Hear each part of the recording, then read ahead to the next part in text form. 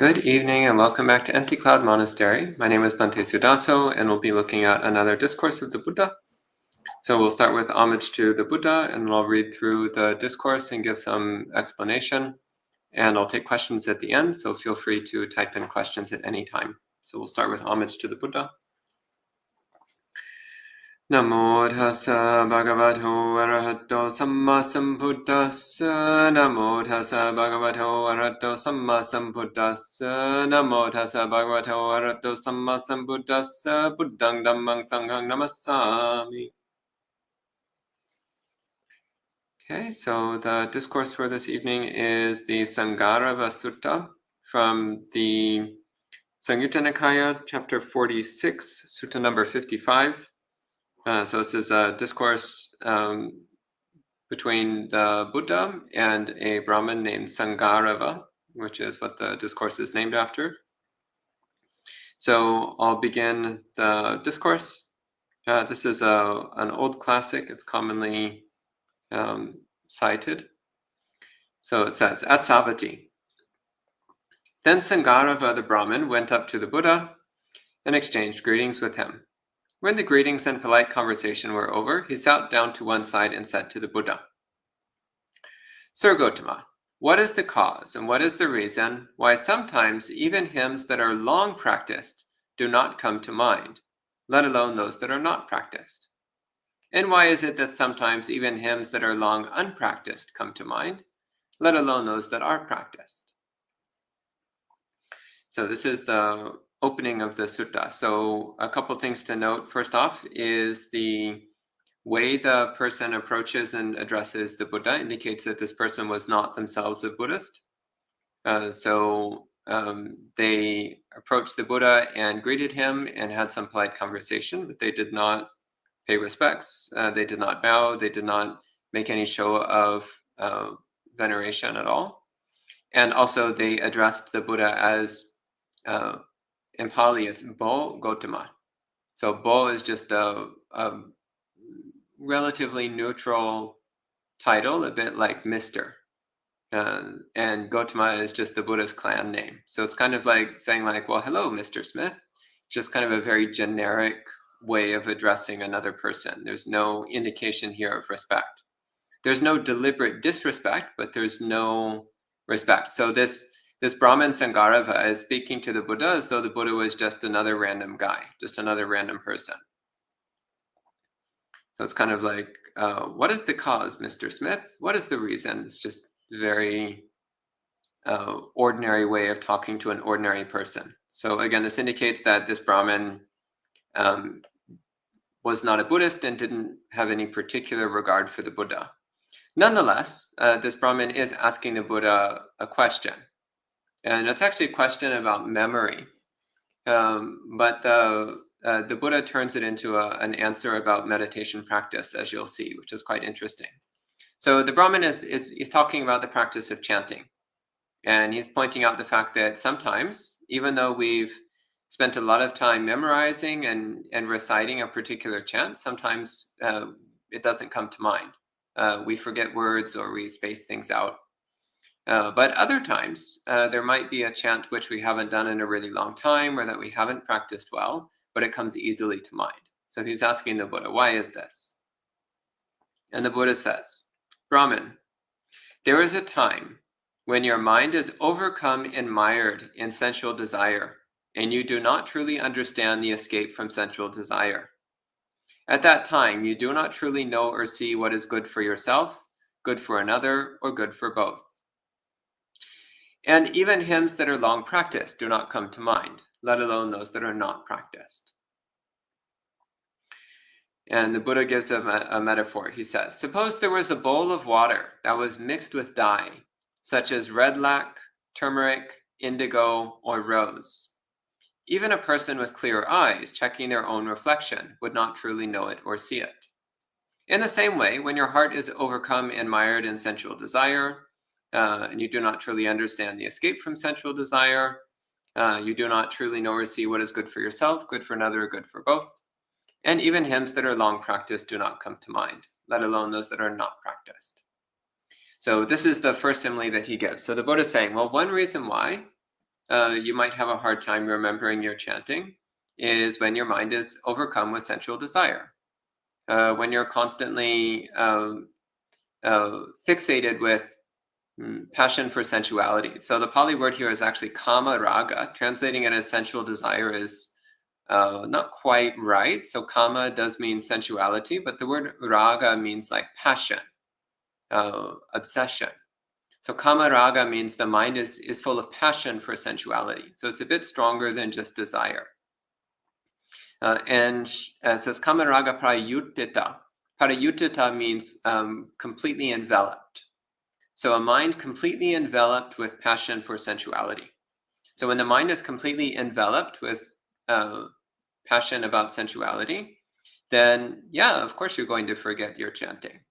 Of course you're going to have a hard time remembering your chanting. And the Buddha goes further that in that situation, when your mind is enveloped in passion for sensuality and you don't understand how to escape from that sensual passion, then the Buddha says you don't know what is good for yourself, for other people, or for both. So this also is a very important statement. So the Buddha is pointing out that when one's mind is overcome with passion for sensuality, it's not just that you're forgetting your chanting, but it's also that you don't understand what is actually beneficial and what is harmful. So this means that your moral principles become compromised.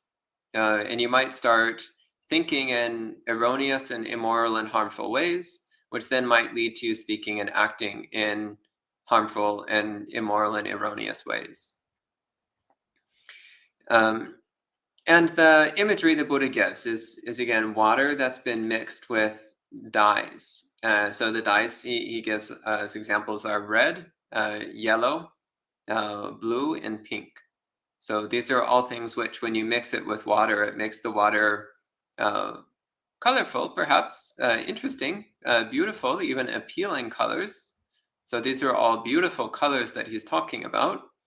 But when water is dyed in this way, then you cannot use it to see your reflection. You cannot see clearly through the water. Again, the colors might be beautiful, but they make it so that you cannot see clearly. So this is the case of passion for sensuality. We might be fixated on something that seems beautiful to the mind, but the actual effect is it makes it so we cannot see clearly. We cannot see what is good, what is right, what is beneficial. And the Buddha says this also is a reason why you'll be forgetting your chanting. And for those who do chanting as a spiritual practice, or who spend time in monasteries where chanting is part of the regular routine, then this actually becomes quite noticeable. It's quite noticeable how if you come to the chanting and your mind is calm and bright and clear and peaceful, then the chanting is much easier. It flows much more easily through the mind. Whereas if you come to the chanting sessions and your mind is distracted and you're fixated on what you want and what you want to get and what you wish you were getting, then all that distraction of sensuality, all that fixation and passion on sensuality will make it hard for you to focus on the chanting. And you may find yourself forgetting things or missing things, even if it's a chant that you've been doing for years. So then the Buddha goes on and he gives the second case, which might cause you to forget your chanting. He says, when your mind is overcome and enveloped in aversion. So the Pali here is vyapada. So when the mind is full of aversion, enveloped with aversion, and one doesn't understand how to escape aversion, then as before, he says you cannot see your own benefit, you cannot see what benefits others, you cannot see what benefits both, self and others. And also on that occasion, then even hymns that are long practiced will not come to mind, let alone those that are not practiced. So again, this is a case where the mind is overcome with aversion. So hostility, irritation, dislike of one's experience or some aspect of reality. Then this also is something which distorts the mind, which distorts our sense of good and bad, of harm and benefit, of right and wrong, and which also causes us to forget what we've memorized. And the metaphor the Buddha gives is, he says, suppose there was a bowl of water that was heated by fire, boiling and bubbling. Even a person with clear eyes checking their own reflection would not truly know it or see it. So this then is the metaphor the Buddha uses for the mind that's overcome with aversion. It's like boiling water. So boiling water, again, you can't see clearly through it. You cannot see a reflection clearly in it. So the mind that's full of aversion is like boiling water. It's painfully hot to the touch. In fact, it burns you. If you touch it, it will injure you. And it's also communicates that sense of agitation, of disturbance. When the mind is full of aversion, it's very disturbed. So it's painfully hot, scaldingly hot, literally injurious to touch, and it's also distorted and agitated and unclear. And then the third one, he says, when your mind is overcome with dullness and drowsiness, which in Pali, tina midda. So tina midda again means dullness and drowsiness. So this refers to when the mind is sluggish, blurry, hazy. So the mind is drifting in a half asleep state, or it's just not clearly aware of our experience. So when the mind is dull, blurry, murky, then as before, he says you can't see your own benefit or the benefit of others or the benefit of both. And of course, you don't remember your chanting. And the metaphor the Buddha uses is, he says, suppose there was a bowl of water overgrown with moss and plants. Even a person with clear eyes checking their own reflection would not truly know it or see it. So the metaphor here for dullness and drowsiness is water which is full of moss and plants. So if you've ever seen a stagnant pool that's become full of vegetation, it's full of growth. Again, it's not necessarily unpleasant to look at. In fact, it can have a certain appeal of its own. And of course, stagnant water, it has the quality of stillness. It's still and peaceful, but it's also murky. It's unclear. You can't see anything because the water is completely consumed by that stagnant growth. You can't see anything. So it's the same with the mind. When the mind is dull and drowsy and blurry and hazy, it does have that certain sickly stillness, that certain sickly peacefulness, like a stagnant, overgrown pool of moldy water. It's kind of like, okay, I guess it's kind of peaceful, but it's also clearly unhealthy. It's an unhealthy kind of stillness. Well, that's the same with dullness and drowsiness of mind. It's kind of peaceful, but it's that sickly, unhealthy kind of peacefulness, sickly, unhealthy kind of stillness that makes the mind unclear, makes it impossible to know clearly what's going on. And the fourth example, he says, when the mind is overcome with restlessness and remorse. So in Pali, this is uddacha kukucha. So uddacha means agitation, restlessness. Kukucha means anxiety or regret or remorse. So these are two ways that the mind becomes disturbed. So one is through agitation, just when the mind is very restless and doesn't want to hold still. Think of like a small child who's eaten too much sugar. That's what this kind of mind is like. And related to this is kukucha. So kukucha means regret or remorse, anxiety, worry. So this is a form of agitation, which is focused around this fear that we've done something wrong or something inappropriate, or that we haven't done what we need to do in order to face the future, or that we've forgotten something important or missed something important, that gnawing worry and anxiety at the mind. So these are things which, again, make it very difficult to maintain our moral sense, because it's a form of self-torment. So both agitation and anxiety, these are forms of self-torture. So it indicates we've already lost sight of what's of benefit to ourselves. And of course, it's also not of much good to anyone else.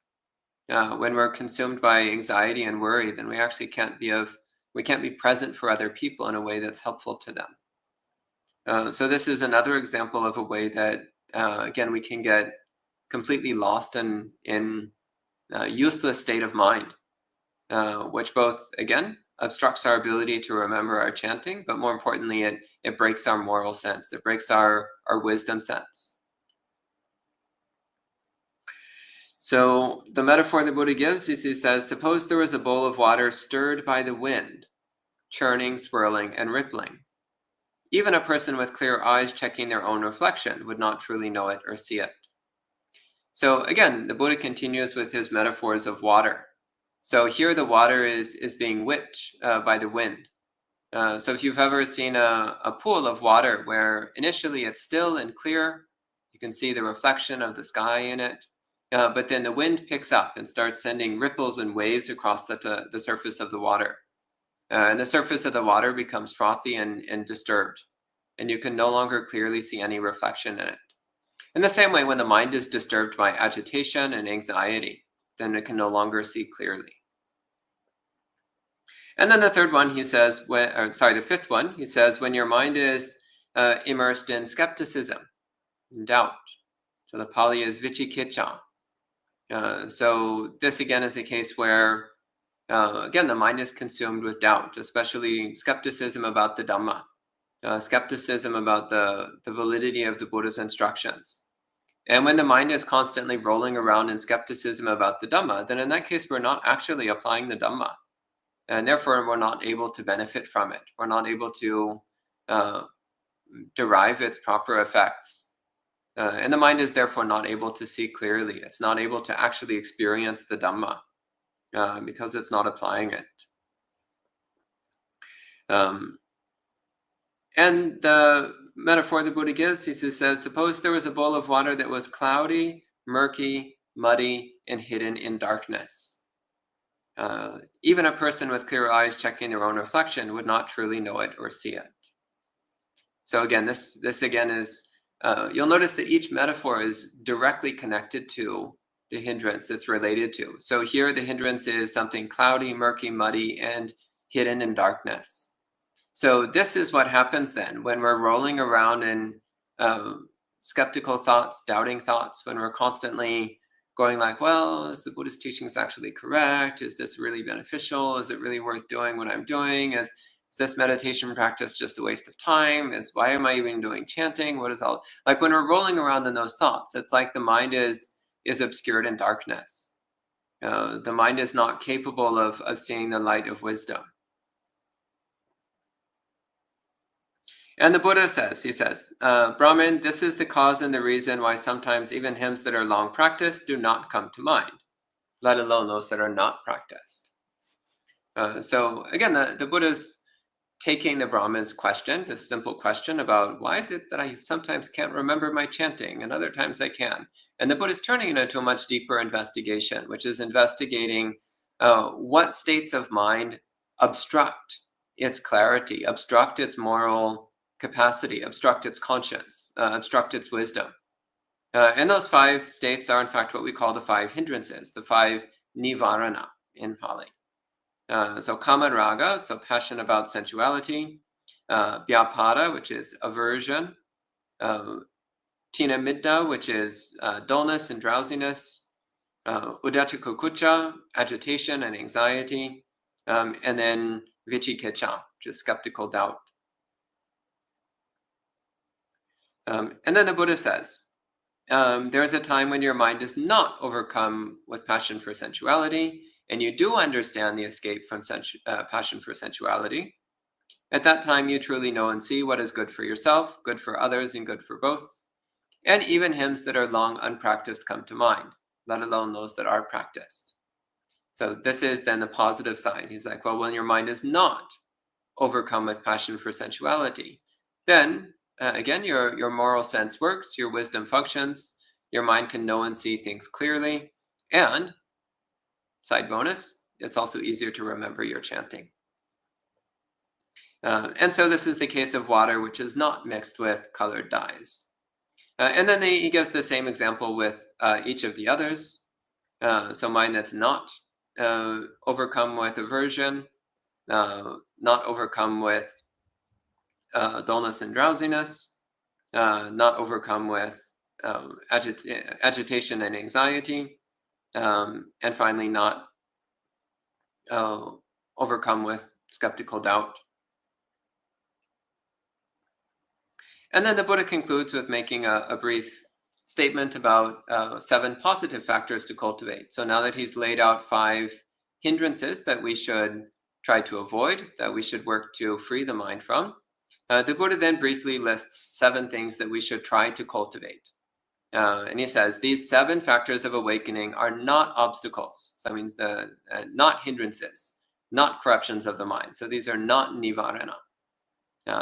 It's the opposite of obstacles. In fact, they support us to attain awakening. And the Buddha says, when developed and cultivated, they lead to the realization of the fruit of knowledge and freedom. What 7? And he says the awakening factor of mindfulness, investigation of Dhamma, courage or determination, so that's virya, euphoria, that's piti, tranquility, passaddhi, concentration, samadhi, and equanimity, upekkha. And the Buddha says, these 7 awakening factors are not obstacles, not hindrances, and not corruptions of the mind. When developed and cultivated, they lead to the realization of the fruit of knowledge and freedom. In other words, they lead to full awakening.